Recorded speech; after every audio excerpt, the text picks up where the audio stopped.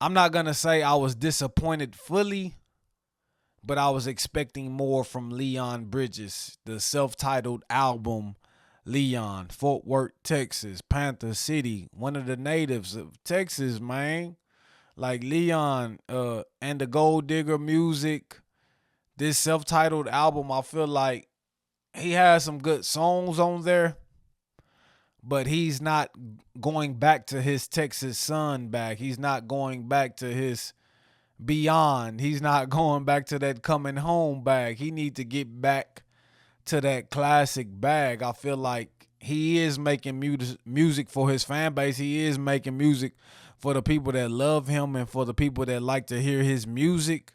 But I feel like sometimes he's getting complacent. I feel like sometimes he's getting content and it's real slow, not a lot of up tempo songs. And some of the melodies that I like from him, he tends to like get away from those melodies. Right, so Leon Bridges, I mean, this was a bridge over troubled waters. This was something that I was really looking forward to, and I'm still listening to it because I love Leon's voice, because I love his message. But like in totality, like the songs are slower, the messages, the storytelling is there, but the messages aren't as profound. The messages aren't as prolific. There aren't as impactful. So Leon, and I talked about Leon Thomas. I talked about the Mutt album last week, but this Leon Bridges, that was my Leon. That was my Texas Leon. That was the native of Fort Worth, DFW area. And I just feel like this was kind of mediocre, right? This wasn't his greatest body of work. This was probably, behind that Gold Digging Music. This was probably right behind that because Gold Digging Music had a couple of jams, couple of hits to it. This one had some songs to it.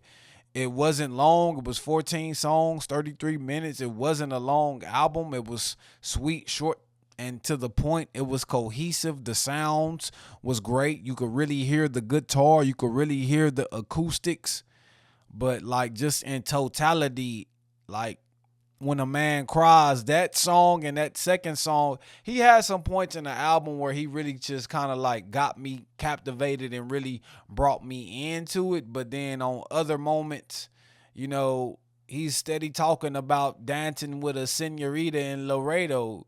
He's steady talking about a Spanish lover, a Latina that broke his heart. Like, on that level, I can't relate. And that's why I relate to the Mutt. That's why I relate to the Brent Fayez of the world, the more toxic men, because I'm a toxic lover, or at least I was. And so just relating to that type of thing is more like a my bag. But when you get into that lover boy bag, like Leon, and, you're really like talking about like love stories and how you fell in love with somebody from Corpus Christi, how you fell in love with somebody from Laredo, a Spanish mamacita, and it didn't end up well.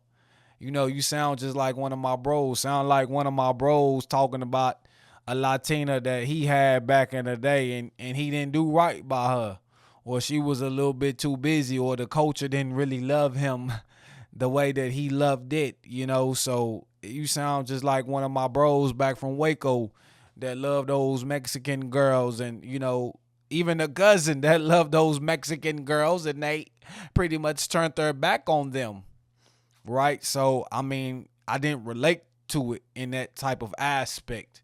And I love my Latino bros. I love my Latina, hermosas.